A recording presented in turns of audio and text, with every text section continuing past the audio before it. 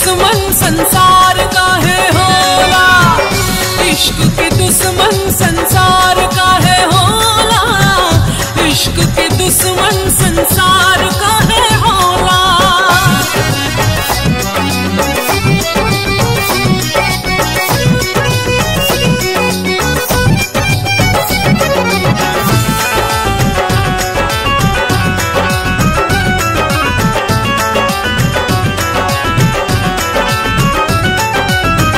इश्क हो दरिया जे में आग लहराला, जाने अनजान फिर भी लोग कूद जाला हो।